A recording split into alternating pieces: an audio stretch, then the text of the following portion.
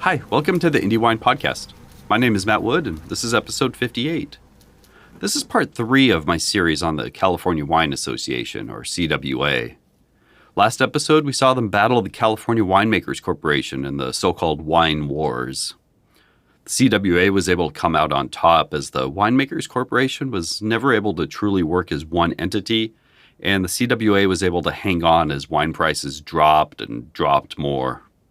Production of California wine is now firmly in the CWA's control. Today we see how they went from being large to being massive and became the dominating presence in California wine. Before we start, I'd like to let you know there is a Patreon you can donate to if you'd like to help me keep telling wine stories ad-free. If you don't want to or can't, that's okay too. Maybe you could tell a friend who would have an interest in listening also. Thanks. Here we go. The CWA was able to come out on top of the wine wars. Percy Morgan, after taking over as president from Charles Carpy, had faced his first real test and aced it. He became the man who most would envision as the embodiment of the CWA. At the end of the wine wars and the beginning of the new century, the Italian-Swiss agricultural colony, Lachman and Jacoby, and C. Schilling were some of the only true competitors to the CWA. C. Schilling had mostly sat out of the wars. Lachman and Jacoby had done what they needed to do to survive. Through it all, they mostly concentrated on their main market of New Orleans, despite it being used as a battleground and a dumping ground for the lower quality wines of both the association and the corporation. The Italian-Swiss agricultural colony was in direct competition with the CWA. Not only were they the largest producer in the largest district, but Sabarbaro and Rossi were strategic and emotional leaders of the California Winemakers Corporation. The CWA still had its massive quantities of wine, some the Italian-Swiss agricultural colony had even made. Throughout the wine wars, they had also continued to sweep up country wineries and vineyards, expanding as they went. A 50% stake in each of these three companies was soon acquired by the CWA. To the general public, they would continue to operate much as before. To some of their employees, they would too. The CWA and these new additions now controlled over 80% of California wine. Let's take a look at them. Klaus Schilling started as a bookkeeper at a small wine firm about 1870. The man who ran it, Gottlieb Grosinger, had a fine building at Pine and Battery Streets in the heart of San Francisco and 800 acres of land in Yountville. Grosinger had been dabbling in vine importing and winemaking for a dozen years, but for the last couple he had stepped up his commitment. A vineyard was in the ground and a small winery had been built. The company rapidly expanded and by 1880 was up to 1 million gallons in the once tiny winery. Grosinger was ready to retire, but a fresh influx of money from a Nevada silver mine investor was just what Schilling needed to start off on his own. Schilling continued to expand his San Francisco presence, purchasing a nearly 2 million gallon cellar and converting the old headquarters to a bottling plant. His California Wine Company was incorporated, and through it he was one of the first to ship widely to Germany, but also Hawaii, Central America, Japan, and across the U.S. His New York trade was especially large thanks to a partnership he had with the wine dealers Tyson and Totten. The Grosinger Vineyard and Schilling's La Perla Vineyard on Spring Mountain were steady Napa grape sources. But he also sourced from further south, utilizing the vineyards and wineries of the Santa Clara Valley and foothills of the Santa Cruz Mountains. Pebbleside in Mountain View, Wenner in San Jose, and the giant Los Gatos and Saratoga winery in Los Gatos were steady sources. Schilling would be the only one to rebuild in the city post-earthquake with a 2.5 million gallon cellar near Potrero Hill. His wines were some of the best well-known and highest quality in pre-Prohibition California, especially the white wines and his Lomas Azules blend. Maybe because his sources stayed consistent and he avoided the spot market. Most often he would contract with wineries to take their entire yearly production. But when he did play the spot market, he would make sure it was tipped in his favor. Here's a story from Horace Lanza, whose own story we'll get to in time. And these fellows, besides sending to market wines of their own production, they would go around and buy these small lots of wines made the 10,000 or 15, 20,000 and bring them to a central point where they do blending and sell from there. Like Mr. Schilling, for instance, he had a vineyard and a winery at Evergreen. That's on the hillsides of San Jose. But he opened a plant here in San Francisco, and he would go around in the various sections of wine production and buy every year whatever he needed. And I recall his telling me that he always waited till the market was opened by his competitors, like Mr. Rossi, Bonjour, Lockman and Jacoby, and so on. And then he would go out and offer 2 cents higher. But he never bought all the wines that the producer had on hand. He simply tasted and took the cream. You see why he was paying 2 cents higher? He said to me, I would pay 2 cents higher, but when I would sell my wine, I'd get 10 cents higher than my competitor. And because he would pay that 2 cents higher, they always waited for him to come around before they would sell. Hence why he had the opportunity of letting his competitors go and establish the market that is offer, say, 8 cents a gallon, but he would pay 10 cents, only take the cream, and then his competitors would buy the balance. Schilling was known as one of the better tasters in the CWA and wouldn't hire wine reps unless they could recognize 3 out of 5 wines of his in a blind lineup. He would become a director in the CWA after they purchased half of his firm.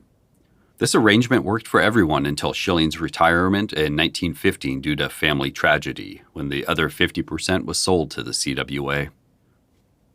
The Italian-Swiss agricultural colony is perhaps the best known now of CWA firms, maybe the most well-known pre-Prohibition California winery. They started off fiercely independent, but as we've seen, they were soon pulled into the CWA's gravity. We'll look at them more in depth another time, but the short story is that it was the brainchild of Andrea Sabarbaro. He and his partner sought to build an agricultural colony on 1,500 acres near Cloverdale in Sonoma County to help provide a way of life for his newly immigrated countrymen. Pietro Rossi would be its first president. Numerous problems faced them from the start, like the planting of vineyards and building infrastructure, to the price of wine and the quality of it. A larger concern in some respects was that most members didn't see the need to set aside some of their pay to use as a down payment for a home there. It was instant money and a new land versus potential future money, and the choice was obvious for many of them. In 1885, the colony hit their stride when Rossi took over winemaking and cellar duties. He took over from Mark Fontana. Fontana will appear again, but not for a while. They grew Barbera, Sangiovese, Nebbiolo, and Zinfandel, amongst others. Like the rest, they had a strong San Francisco presence and had operated shipping depots and offices there since 1888, expanding every couple years as needed. Wines could be made at Asti in northern Sonoma County and shipped down from their special rail stop. These railroad tracks and the station were their salvation for a while. It gave them the means to ship carloads of wine to Chicago or the even larger New York and New Orleans markets. At their home base of Asti, they would have the largest dry wine vineyard in the state and a holding capacity few could equal.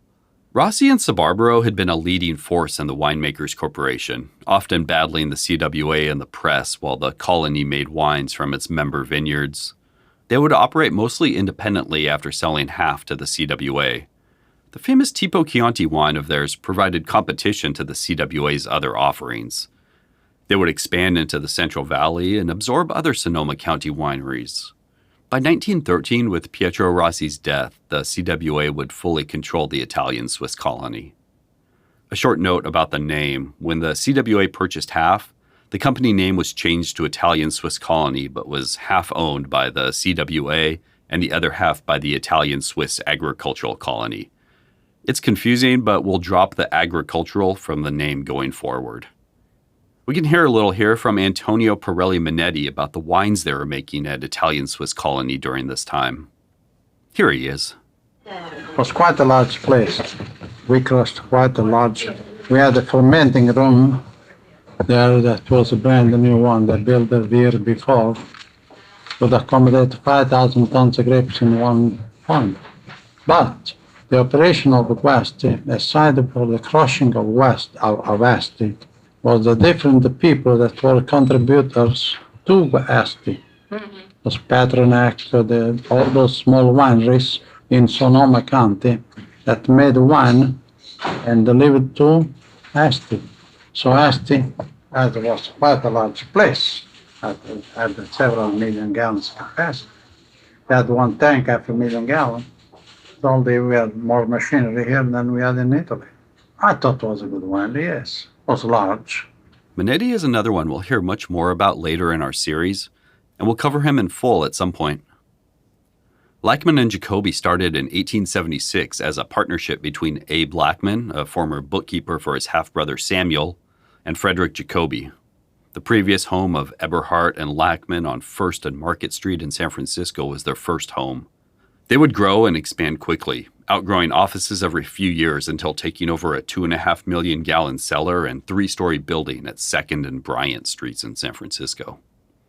Eventually, they would become one of the most powerful wineries in the state, and one of the few who could compete directly with the CWA. For a time at least. To compete against the CWA, they had opened the million-gallon-plus Lackjack facility in Reedley, near Fresno. The original date this winery was built is lost to history, but it was originally called the Sanford Winery. Christian Brothers make wine there much later on when they renamed it Mount Tivy, aka the Reedley Winery. It served as a huge source for the sweet wines during the wine wars, but still they needed more. 2/5 of the Fresno Vineyard Company and a 450-acre vineyard for sweet wine production were also purchased by Lackman and Jacoby during the wine wars. Sonoma County and San Jose wineries were leased as well, mostly from former corporation members. There were a couple things they did different from the start. One was making their barrels all in-house with 24 coopers. They also quickly established distributors nationwide. As we saw, New Orleans was their largest market, where they sold light red, slightly sweet, highly sulfured wines to predominantly Italian immigrants. Oftentimes they would mix this wine with the questionable New Orleans water to make it safer. The CWA, seemingly one step ahead of the other firms, purchased the other 3/5 of the Fresno Vineyard Company in a move to corner the sweet wine market. It worked. The CWA had become too large for Lackman and Jacoby to fight against. Although under the CWA umbrella, Lackman and Jacoby would continue to sell wines under their own label and would operate semi-independently of the larger association.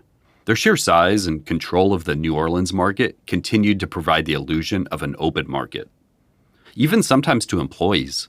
Sidney Block, the third-generation New Orleans wine broker, ostensibly worked for Lackman and Jacoby. His grandfather had worked with Edinger and Jacoby, a predecessor. Block only found out who his real boss was when there was a misunderstanding over money. Here's Block to explain. Well, this is going to sound, it's realistic in its sense, and at the same time, why it's hard to understand. I didn't know who I was working for.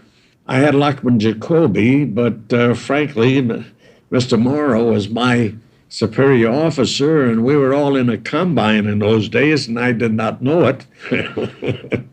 And, well, we were informed and we were not informed because of trust deal, let's put it that way. And one day, now we had Swiss Colony, we had Sea Shilling, we had Brun and Shea, which, well, they shipped from Oakville. Well, frankly, we're all in this deal and all acting independent, as independent brokers, I should say, in the New Orleans market, and everybody out here as well. And, as I say, Mr. Morrow was my superior officer. And we had a little disagreement one time relative to amount of money. And instead of calling Mr. Mora or sending him a wire, I waited till I got to Lafayette, Louisiana, and I sent him a wire that I was on my way. And when I got here, Mr. Mora said, they're very sore at you, Sid. You have to go over to see Mr. Sutro, Madison, Pillsbury, and Sutro. See, and I said, well, who is Mr. Sutro? I never heard of Mr. Sutro. Well, he's the chairman of the board and so forth and so on. And I said, all right, have you got an appointment with him? And he said, yes. What time? And I went over the next morning and I walked into Mr. Sutro's office, and Mr. Sutro looked at me and he said, you've come a long ways. And I said, yes, there's a little disagreement about money, commissions strictly. And frankly, I'm ready to leave you. So he said, where are you going? And I said, well, I am going down with Mr. Glusty. In fact, he saw me before I left New Orleans, and he said, wait a minute. And he rang Mr. Moore, and he said, give that kid $2,600 and send him back home. So, yeah, but I'll tell you that actually, that's the way that. He says, that might about Gloucester, you stay right where you are. Well, I was doing a tremendous business, you see, and as I say, for Lockman Jacoby. Other producers would also sell to both, like the Winty brothers. Ernest described how it worked during their time of selling bulk wines. Quote, California Wine Association pays me a half cent more than Lackman and Jacoby. I sell to California Wine Association. If Lackman and Jacoby pays me a half cent more than California Wine Association, I sell to them. So this is a cold, cold world. It's all based around that damn dollar, unquote. One of Morgan's next steps in consolidation was to offer some growers 10-year contracts at $20 a ton. Hussman, who we heard from last episode, again chimed in. He thought the offer was too low and that he expected grapes would be $25 to $30 per ton within the next 5 years. In fact, even that year of 1900, they were going for an average of $26.50, and some locations were getting $30. It was closer to an average crop, and the CWA was shut out in many vineyards because of their lower $24 per ton offers to independent vineyardists. Hussman believed the CWA was able to purchase only 600 tons of grapes for the season. At the annual 1899 meeting of the CWA stockholders, with the wine wars behind them, President Percy Morgan had announced that they would now engage in more winemaking to cover the demand. Prices of wine grapes by the ton and per gallon of finished wine would be reset. Previous agreements were void. He would come to the realization that more financing was needed if the CWA was ever to have a total stranglehold on the industry. Jacob Frohenfeld, his vice president, was able to spread the word. The CWA was looking for financing. Soon enough, money came pouring in with $1 million of stock purchased by 3 San Francisco financiers, the largest and most influential of them being I.W. Hellman. Hellman was born in 1842 in the Kingdom of Bavaria. He and his brother left on a steamer from Hamburg in 1859 to make the long journey to Los Angeles. Working in his cousin's cigar and stationery store as a clerk taught Hellman the business. By 1865, he had purchased his own dry goods store. Advancing credit and storing valuables for customers of his shop led him into banking activities. If you recognize his name, he made a quick appearance in episode 48 on Matthew Keller. He was Don Mateo's best friend. His influence grew in LA, but it also spread to Nevada and San Francisco until he was president or director of 17 banks, including Wells Fargo. He realized the North Coast area had still untapped potential and invested deeply in the CWA. Hellman was no stranger to wine. He and Benjamin Dreyfus already owned a large vineyard they produced wine from in the Rancho Cucamonga area. Nor was he unfamiliar with San Francisco. Along with Henry Huntington, they partnered to take control of the Market Street Railway in San Francisco. Henry was a nephew of Collis Huntington and would soon invest $135,000 of his own into the CWA. It should give you a sense of what the wine business of San Francisco was like at the time that we've mentioned members and descendants of 3 of the big 4 of the Central Pacific Railroad. Moses Hopkins, the brother of Mark, from whom Moses would inherit his fortune, had a Kohler and Froling and CWA-affiliated winery also. So there's our 4th one.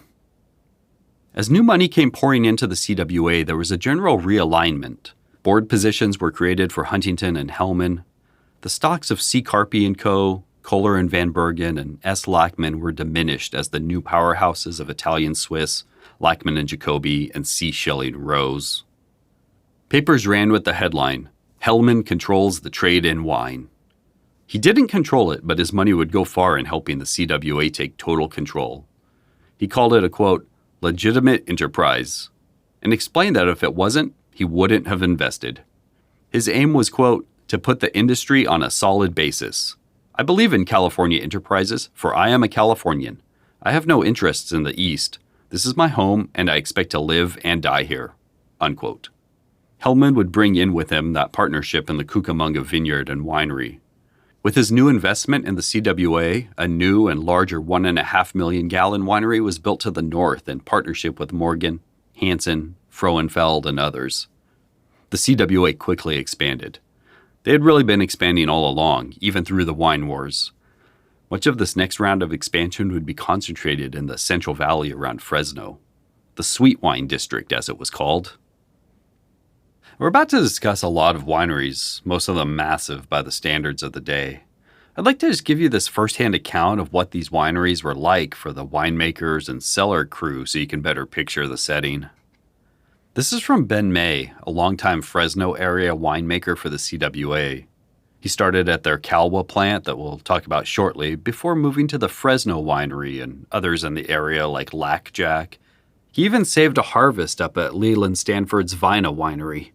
Quote, in those days the wineries had dirt floors. At Fresno, one man did nothing but scatter sand all day to keep the floors dry.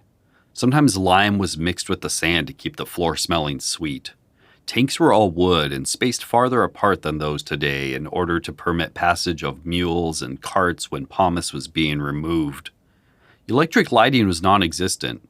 Outside the winery building, kerosene lanterns were used. Inside, only candles were used as they were considered safer. All pumps and engines were powered by steam. Sherry was baked a little differently at the Fresno winery than it is today. Underneath the sherry tanks and what was actually a basement, wood fires were kept burning, which maintained the proper heat throughout the entire baking room. During crushing, 60 men worked at this winery. All grapes were hauled by teams to the winery. One year, the teams waited from Saturday until Monday while the grapes were being crushed, unquote. Hellman, along with Morgan, Jacob Frohenthal, Abraham Lachman, and Jacob J. Jacobi teamed up to start the Great Western Vineyards Company. They had purchased, quote, several thousand acres of land in the various wine districts of the state, unquote. Morgan had been outspoken about the need for more vineyards to be planted to maintain supplies. An old vineyard, winery, and some bare land northeast of Reedley, not far from the Lac Jack facility, were purchased. 1,000 acres were soon planted, and a new winery was built and named Watoki after an Indian tribe from the area. The vineyard would grow to over 3,000 acres of grapes on a 6-mile by 6-mile plot of land, constantly being enlarged, as was the winery. A new, even larger winery was added that could handle 1.5 million gallons of sweet wines. Here they could crush 500 tons a day, often filling the 25 cement fermenters, each with a 60-ton capacity. During the season, it would run day and night, its power and lights being run from a plant on the property. A spur track connected it to the rest of the world. It soon became a cornerstone of the CWA sweet wine business, purchasing Fajer Zagos that we learned about in episode 40 for $15 a ton, Sultanas for $14, Malagas for $13, and Muscats for $11 a ton to be turned into sweet wines or brandy. Grape prices in the valley would never reach the levels of the dry wine districts. The association also started purchasing from the Scandinavian colony outside Fresno. Kohler and Froehling had purchased land here early on. The colony, over its 20 years of existence, served as a grape source and home to a 500,000-gallon winery of theirs. After fire destroyed the original winery, it was rebuilt and enlarged. The new one would be built a few hundred yards to the west on a newly purchased 35-acre plot. It would be larger, 171 by 117 feet, and built from Oregon pine with a brick foundation. There would be 8 25,000-gallon tanks, 5 10,000-gallon, 10 5,000-gallon, 6 of 3,000-gallon, and 5 of 1,000 gallons. For storage, there would be 8 25,000-gallon tanks, 5 10,000-gallon, 10 5,000-gallon, 6 of 3,000-gallon, and 5 of 1,000 gallons each. There would also be 24 10,000-gallon fermenters and another 8 that held 6,500 gallons each. Concrete tanks would be able to accept distillery material in a building 100 yards away. It was expected to be able to crush 300 tons a day, and now also contained a prominent 20,000-gallon water tank for fire protection. The CWA winery was another gigantic wine and brandy facility. This is where Ben May, who we heard about earlier, started his career. Some of those issues of the Fresno winery are what this winery was built to fix. At other wineries in the valley, like the Fresno one that May described, 80 teams in their carriages could be waiting to offload their grapes, standing in line, sometimes overnight even because of backlogs. The grapes would warm up quickly in the Fresno heat, as would men and animals. The new winery would do away with that. Offloading grapes quickly would be a priority. Elevators would take the grapes away as quickly as they could be offloaded. 2 large fermenting cellars, a storage cellar 100 by 140 feet, a distillery, and an engine house that was 42 by 65 feet made up the bones of the operation. The fermenting room was filled with 4 concentric circles holding 100 tanks total. 1,100 feet of track running from the elevators through the tank room. 200,000 gallons came out of the winery its first harvest during the wine wars, but with an influx of capital, it was soon crushing 19,000 tons a year and making 3 million gallons of wine. Another 4,000 tons were crushed for brandy. There was a split track that ran alongside the winery for unloading grapes or loading wine in barrels to go out into the world. The CWA facility, bearing the name of their famous wines, would be one of their most dependable facilities until Prohibition. Morgan continued urging growers to plant more acreage. In areas that had already seen phylloxera, it was suggested to plant on resistant stock. If there was no evidence of phylloxera, Morgan suggested planting the vines own-rooted and slowly replanting on resistant stock as money allowed or phylloxera demanded. It was easy picking at times, grabbing these wineries that had fallen on hard times because of the wine wars and CWA price cuts. Some others they would just lease from the owner. By 1902, the CWA consisted of over 50 wineries, controlling about 30 of the 44 million gallons of wine the state was producing. Wineries and vineyards were spread throughout the state: Napa, Sonoma, Yolo, Santa Clara, Livermore, Fresno, Stockton, Cucamonga, everywhere. The one exception being the El Dorado Wine District, which included Amador County. The university had been doing great work out there with the Jackson Experiment Station, but getting men and grapes to and from the vineyard was difficult. Multiple stages were needed, as well as a long train ride. Sometimes it could take the university 3 to 4 days even to get grapes back to their Berkeley facility. The Isaac de Turk winery near Kenwood was managed by the CWA starting in 1902. It had over 1 million gallons of storage, the most in Sonoma when it was built. Unlike de Turk himself, who nearly always shipped his wines in glass, his winery would now become a bulk and wholesale operation, crushing 4,000 tons a year or so. It was purchased outright by the CWA in 1911. George West and Sons, the gigantic, mostly sweet and fortified wine producer in Stockton, became a contract partner with the CWA in 1902. West and his brother William were pioneer growers in the area. They're worthy of a full episode, and we'll get one. George's son Frank West and Benjamin R. Kitteridge were partners in the West Winery by now. The sweet wines and brandies coming from their El Pinal winery were of a quality and quantity that few could match. For a 20-year period, they controlled nearly all of the San Joaquin Valley production, growing to over 5 million gallons produced annually from their 9 wineries and buying up any competitor who dared to open a plant. The 1902 crop was gigantic in their section, nearly 3 times the previous years. They had built the Lucerne winery in Hanford and also had facilities in Selma and Fresno aside from their Stockton plants. They would also eventually consume the Ergon winery and the 500,000-gallon Victor winery in the small town of the same name, as well as the Lodi Co-op, aka McCullumney winery. Some others consumed by the ever-growing CWA included the Francis Eisen Vineyard and Winery near Fresno, which produced about 300,000 to 500,000 gallons of mostly sweet wine, some of the finest in the state.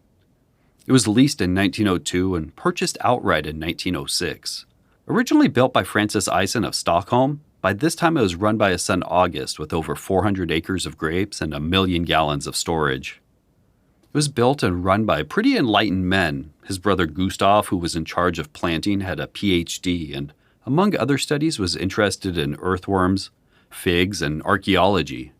They had an experimental nursery to propagate over 300 types of vines that seemed promising for the heat and dryness of the area. An adobe cellar helped the wine stay cool in the summer heat. And they intentionally built right on the edge of the Fresno irrigation ditch, not just for the irrigation water, but also using its elevation drop to power their winery. The Fresno Vineyard Company, first started by Abraham Lackman and other investors in 1880, had 450 acres just south of the Eisens. This property was purchased from Martin Kearney, who would also be general manager of the company. By 1882, the vineyard was planted with the help of 80 men and 100 horses to survey and clear the land, install irrigation, and do the planting. Zinfandel, Grey Riesling, Charbonneau, Muscatel, Malaga, Palomino, and others were planted. A winery, distillery, and their own adobe wine cellar capable of holding 100,000 gallons were built too. After 1900, when the CWA purchased it, dessert wines became its specialty. This is the winery with its dirt floors and large corridors between tanks that Ben May described working at earlier. Kearney went on to build the Kearney Vineyard Syndicate winery near his Fruitvale estate in Fresno in 1905. 1 year after Kearney's death, George West & Sons completed the purchase of this winery also. Their taking control of the Italian Swiss colony's Madeira plant further increased the Central Valley sweet wine and brandy-making capabilities of the CWA. Hearst's vineyard that we heard about earlier, the 350-acre Madrone Vineyard, now the Bedrock Vineyard, as well as the rest of the 1,200-acre property were leased by the CWA shortly after his death and then purchased outright. The shopping spree continued with the Pioneer Winery in Livermore that we've discussed briefly here and there. It produced 200,000 gallons of the Sauterne-type wine common in Livermore. 6 30,000-gallon tanks and 12 tanks of 15,000 gallons were added in 1903 to bump capacity over 500,000 gallons. It would be the main CWA plant in the Livermore Valley, and they would take advantage of its railroad frontage by shipping earlier ripening Lodi fruit to it for processing. It would receive perhaps 3 carloads of fruit a day until the Livermore grapes started to ripen. Its distilling operation was scaled back and then closed down as the CWA purchase went through. The Cordelia Winery in Solano County, acquired in 1902, was soon up to 850,000 gallons. It was located on Rockville and Green Valley Road, just over the hill from the Napa Valley. It would handle all the Solano County crop, as well as some from neighboring areas. The sherry they made was one of the most respected around. A special glass room helped it to bake by concentrating the sun's rays. Once vandals broke the large plate glass panels one too many times, they changed their aging routine. Cordelia Sherry won first prize at the Chicago World's Fair. The Nouveau Medoc property run by Brunn and Schei consisted of a winery and vineyard up on Howell Mountain. Its cellar would eventually be expanded to 500,000 gallons after the CWA purchase. They made another lightly sweetened red wine that found a main market in New Orleans. The Sacramento area and its large vineyards were of use to the CWA during this expansion also. The University of California would also be a great asset for them. You can listen to episode 40 to get the full breakdown of the Natoma Vineyard, but the 2,000-acre vineyard was one of the largest in the state. It was planted to Zinfandel, Muscat, and Folie Blanche, along with 40-plus newly imported varieties the university was brought in to study and experiment with. It was a prototype of sorts for their experiment stations. The CWA also purchased the nearby California winery that Samuel Lackman had started out in 35 years prior. With it came the 300-plus acre Cordova vineyard, planted with freshly imported grapes from Montpellier University. 15 in all, Spanish, Italian, French, Persian, and German varieties, all planted in experimental quantities like Semillon, Sauvignon Blanc, Muscatel de Bordelais, Sauvignon Vert, Malmsey, Tinta de Madeira, Tinto Cow, and more. There were also larger blocks of Palomino, 30 acres, Monica, 80 acres, Aramon, 55 acres, Green Hungarian, 20 acres, Zinfandel, 40 acres, Alicante Boucher, 20 acres, and Petit Syrah, 60 acres. Quote, imported vines from Chateau Lafite, owned by Baron de Rothschild, and claimed to produce the best table wine in France, which is annually auctioned off to royalty at high prices. Unquote. I'm not exactly standing behind that last quote about the Petit Syrah. I'm skeptical, like I'm sure you are. Perhaps something was lost in translation. The newly returned Professor Bialetti of the university helped to oversee these experimental plantings. We discussed the Napa Valley Wine Company previously, but most of its members had their own vineyards and wineries also. The Burgundy made by the Napa Valley Wine Company was described as, quote, a wine of unusual merit, unquote. The El Molino winery was built by Colonel Lyman on land that was originally part of Napa pioneer Edward Bales' estate. A 100,000-gallon winery was run by Colonel Lyman, the Napa Valley Wine Company secretary. Charles Krug would advise on construction of the winery. The Ewer and Atkinson winery walked the tightrope more than most. They were one of the wineries that had trouble selling wine and responded to Hearst's survey, quote, the small grower puts all of his capital in the business, and as a consequence, he must sell wine for what he can get, unquote. They had built a 150,000-gallon stone winery in 1885. Within 5 years, it was nearly double the size. The vineyards of Zinfandel, Riesling, and Chasselas were greatly expanded too. Atkinson would become a director in the Napa Valley Wine Company, the winery and vineyard becoming a great source. Ewer, for his part, took a leading role in the California Winemakers Corporation. He would end up keeping the winery, changing its name to Valley View.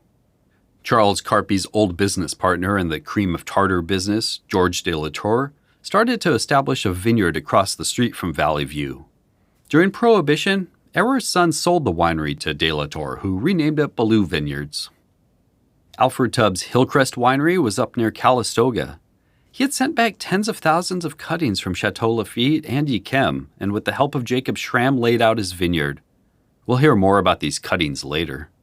By the 1890s, he had a phylloxera-free vineyard planted on resistant rootstock and a winery producing 350,000 gallons. Cabernet Franc, Merlot, Malbec, Chasselas, and Sauvignon Blanc were prominent in the vineyard. After Tubbs' death, the CWA continued to lease the vineyard, producing one of their flagship wines, the Hillcrest Finest Old Cabernet Claret from the vineyard. Post-Prohibition, his son would start the winery up again, renaming it Chateau Montelena. Charles Krug started his wine-growing career in Sonoma, but love brought him over to Napa. He was an early and active cheerleader for California wines.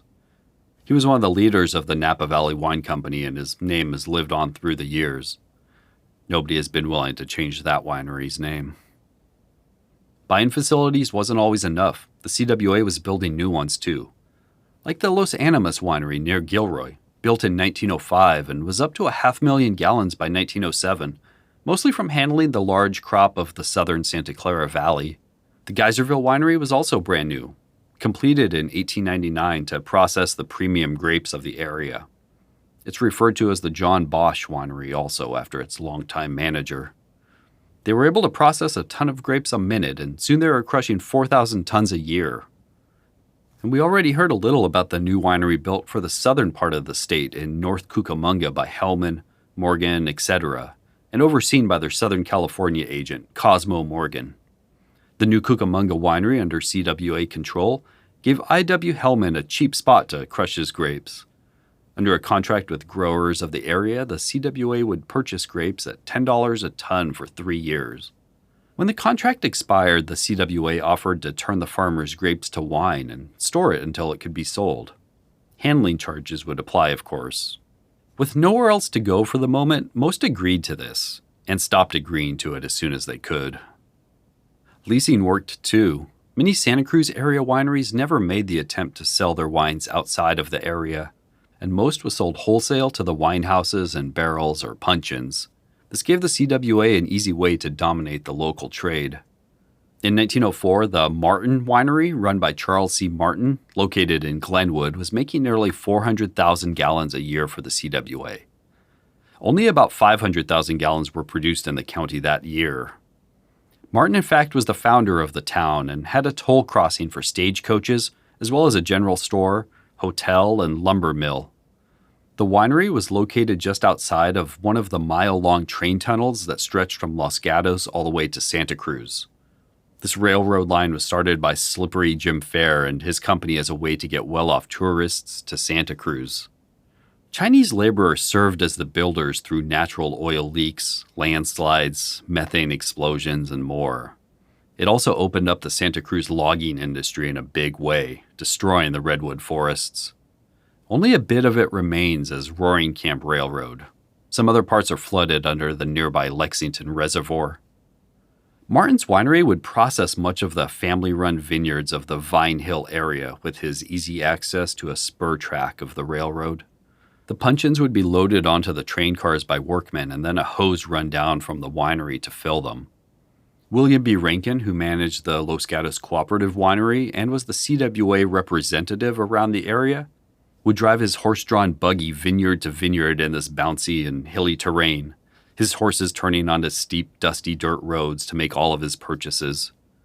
Eventually, phylloxera took its toll, and many of the vineyards were torn out and the winery closed. It wasn't just wine either. The CWA had the largest distillery on the Pacific coast in Fresno.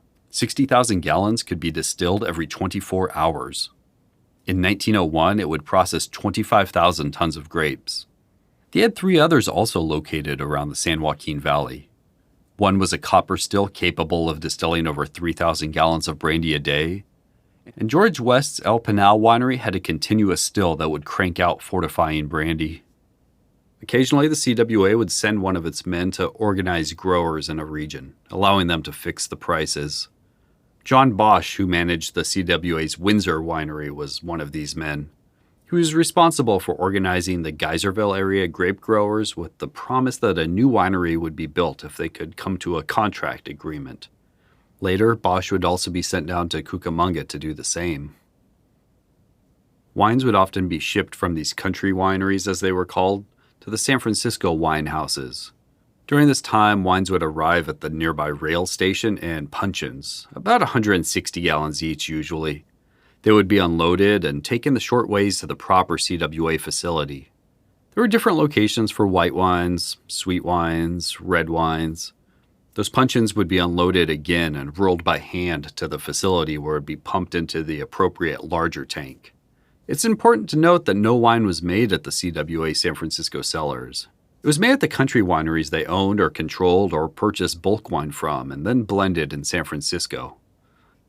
At most of the member wineries, say the Pioneer Winery in Livermore, the wines would be made on-site from local grapes. The pomace from the winemaking would be shipped to one of the sweet wineries in Stockton, usually to be distilled into brandy.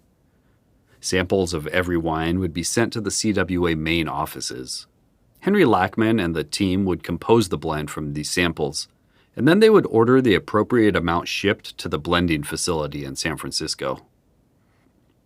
Starting after the 1901 vintage, the association would make public its business conditions, inventory, liabilities, future outlook, etc., potentially to show that its business was strong and to encourage the continuation of replanting of the phylloxera-ravaged vineyards, especially in the more northern and coastal regions, what they called the dry wine counties.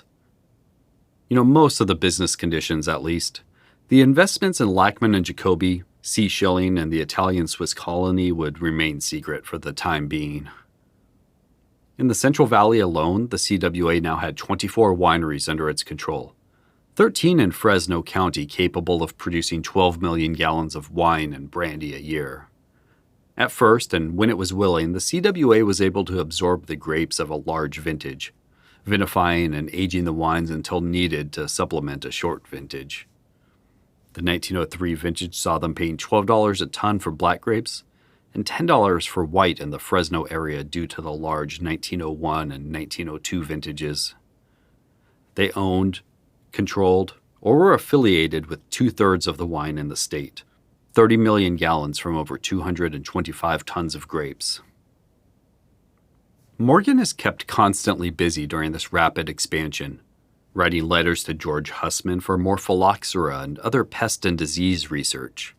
Or he's back and forth to New York and Washington, D.C., influencing legislature and wine markets. In late 1902, we see him commenting on how the California state legislature has undermined the University of California's work by reducing the amount of money allocated each year and not allowing their experimentation efforts to continue.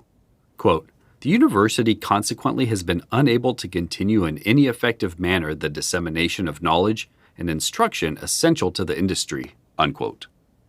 In Morgan's comments, we see how the university and Hilgard's experiment stations that we covered in episode 24 and 26 helped in a meaningful way the industry at large.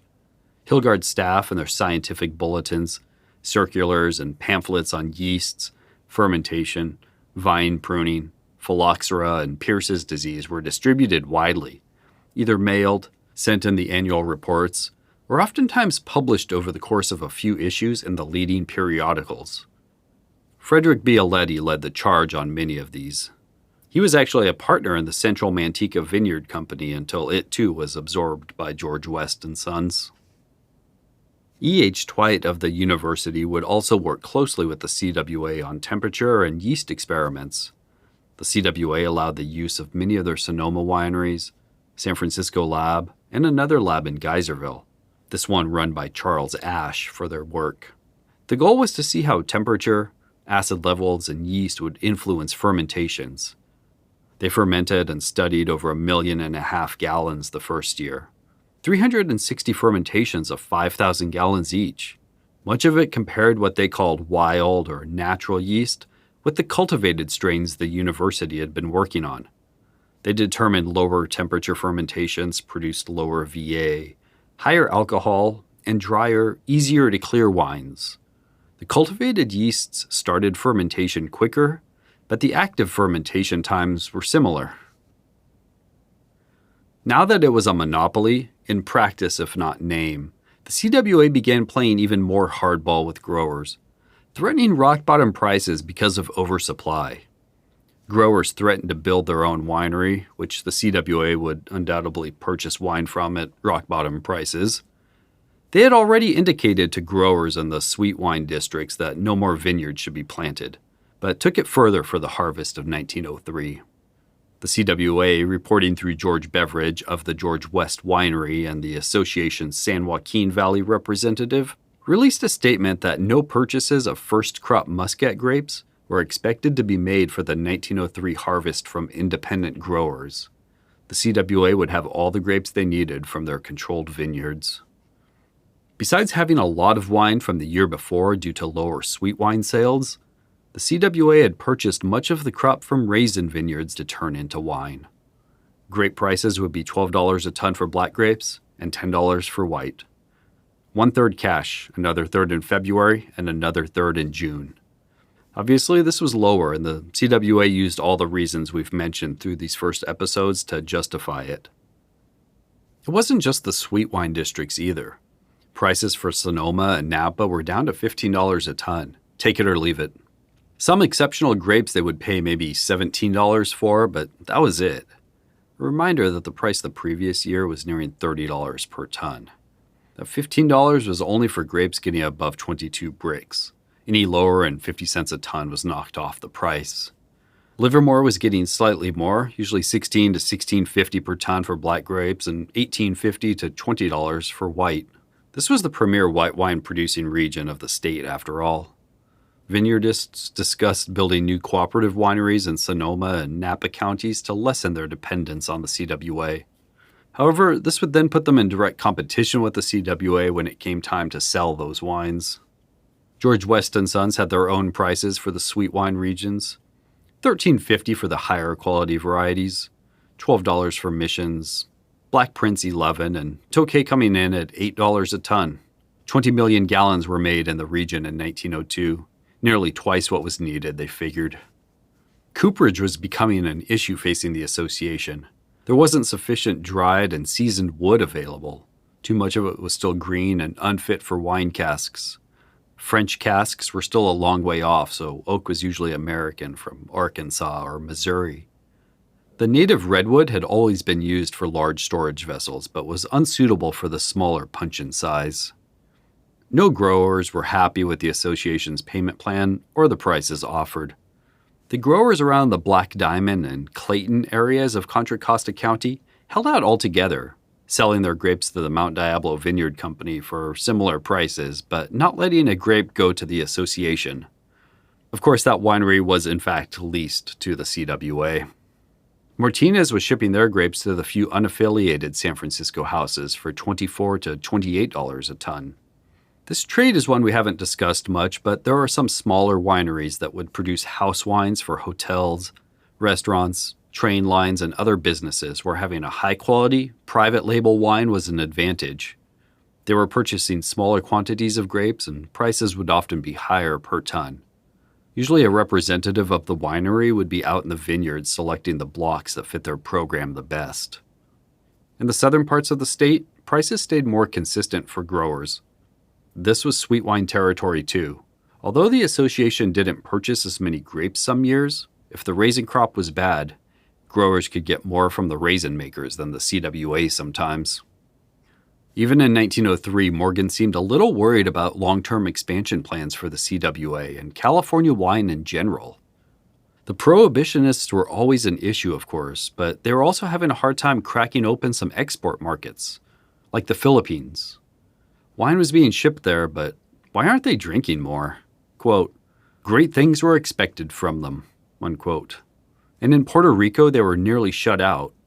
While in Cuba, California couldn't compete with the prices of Spanish wines being shipped across the Atlantic.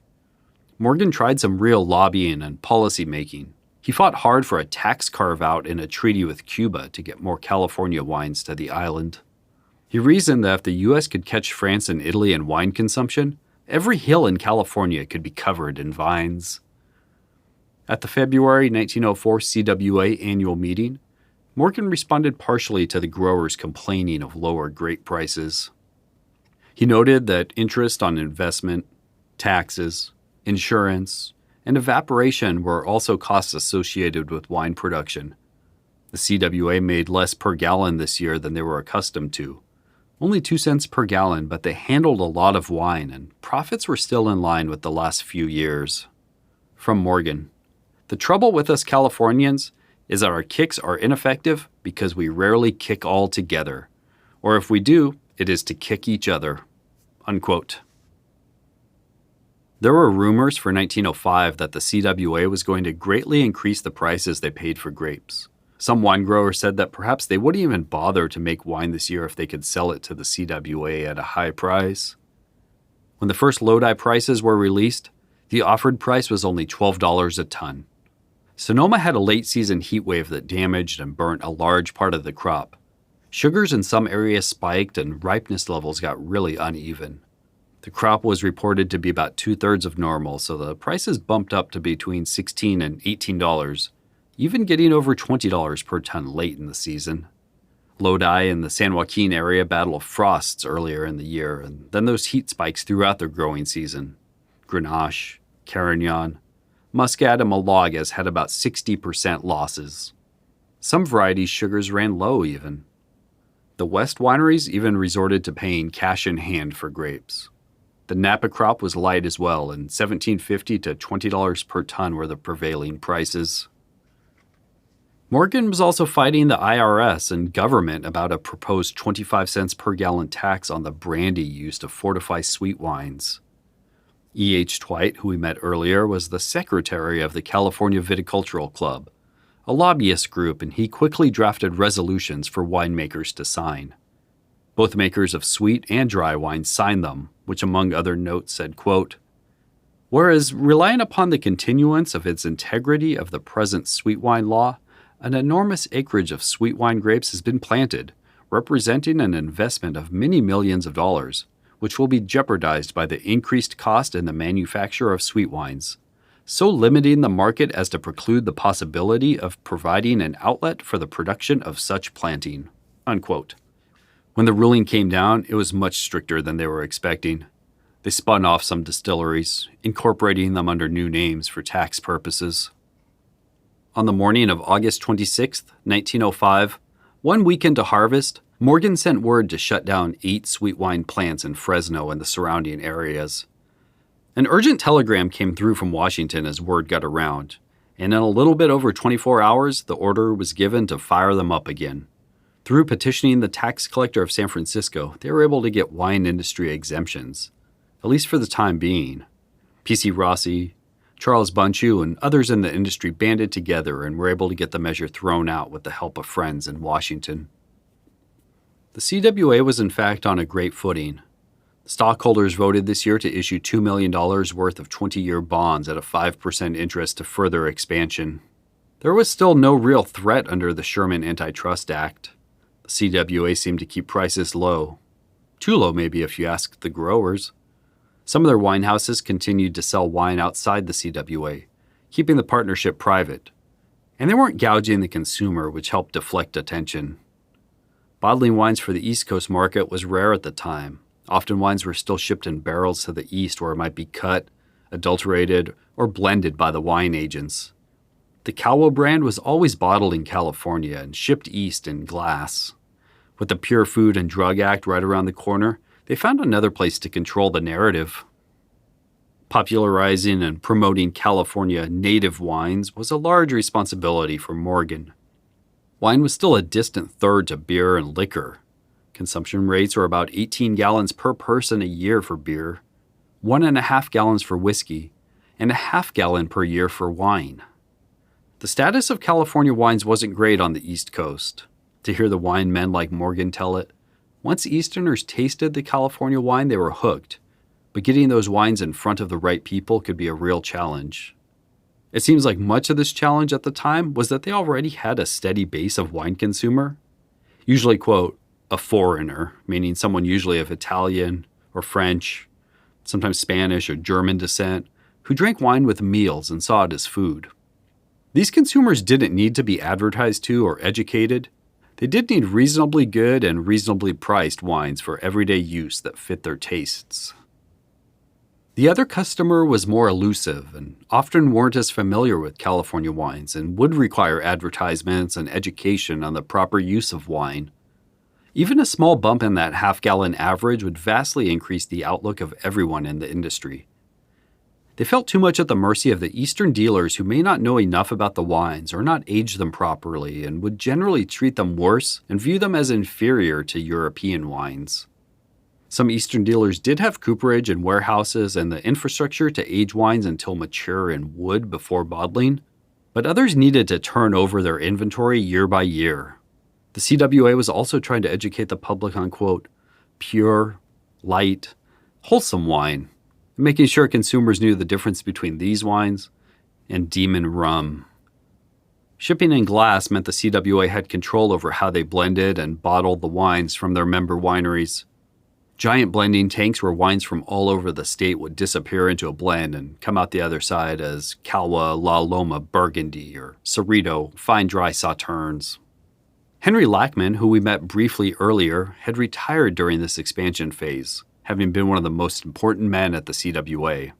He was the superintendent of winemaking since the formation, coming over as part of S. Lackman & Co., his father's company, along with his brother. Lackman was widely thought to have the best palate in the state. Only Charles Carpy's was considered to be equal. Neither man had an equal if you asked them. As cellar master, Lackman was the sole wine buyer and final word on blending these millions of gallons of wine. It was his tasting and skill that sent the CWA wines near and far. Samples of wine from all over the state filled his office at the Kohler and Froling building. When blending was required, he requested the wines from the country wineries if the wine wasn't already at one of the San Francisco cellars. Wines arrived from Lodi, Stockton, Napa, Sonoma, Santa Cruz, Livermore, or San Jose and got placed into tanks to be assessed, tasted, blended, bottled, and ultimately shipped from the San Francisco cellars, all under the supervision of Lackman. After tasting, he would price the various wines according to their quality. Upon retiring, he would purchase Juan Gallegos' old Palmdale winery. We learned a lot about that winery and Juan in episode 29. It had been purchased from the French-American bank run by Charles Carpy by Lachman and Jacoby a couple years previous. Henry Lachman would buy it from them. Especially amusing to many was that retirement found Lachman as a farmer, having purchased the houses, outbuildings, and acreage surrounding the Palmdale winery. Palmdale would lead a short life as a CWA member winery, its 1.5 million gallon capacity producing only for the 1904 and 1905 vintages. Lachman had a more than capable assistant who took over, the nobly named Almond Raleigh Morrow, usually shortened to A.R. Morrow. He worked his way up from a desk clerk at Kohler and Froling and the CWA. His wine and brandy tasting was said to be up there with Lachman and Carpy's, and he would help the CWA further expand through good times and bad. In much later years, he was known as the grand old man of the industry, staying a powerful force throughout Prohibition. Morrow would tell stories of Lachman's tasting acumen, saying he could run through 100 samples, classifying as he went, and hours later taste them through again randomly with 90% being in the same classification, or pick out vineyards blind. Lachman also never drank wine, scared that it would mess up his tasting ability, a quirk that Morrow would follow until Prohibition. Charles Ashe, another assistant to both Lachman and Morrow, would also go on to make a name for himself as a wine chemist. He plays a big part in our next episode. Ashe would eventually become trusted by Lachman for his chemical analysis of wines. Eventually. We'll learn a lot more about each of these men in the last episode of the series. As Morrow took the reins on the wine side, and Morgan, Hellman, and the new blood on the administrative side, the CWA was the most powerful wine organization around. They controlled nearly 80% of the wine in California, either directly or indirectly. After defeating the challenge by the California Winemakers Corporation, they took over the most powerful of its members and many of the less powerful ones too.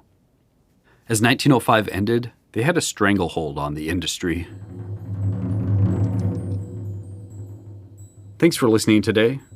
During this period, the CWA truly grew into the octopus figure of Gilded Age America, absorbing others large and small. Even their subsidiaries were large enough to take over regions. Buyers seemed to enjoy their wines, and being bottled in glass was an assurance against adulteration. It seemed like the company had found its footing and nothing could stop it. Next time, we'll see if that's true.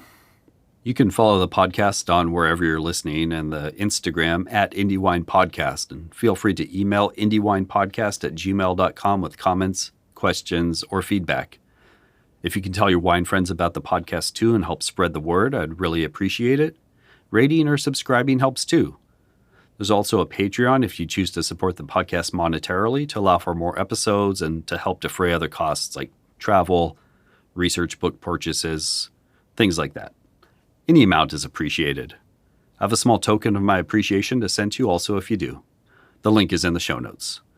We'll be back soon with part 4. Have a good one.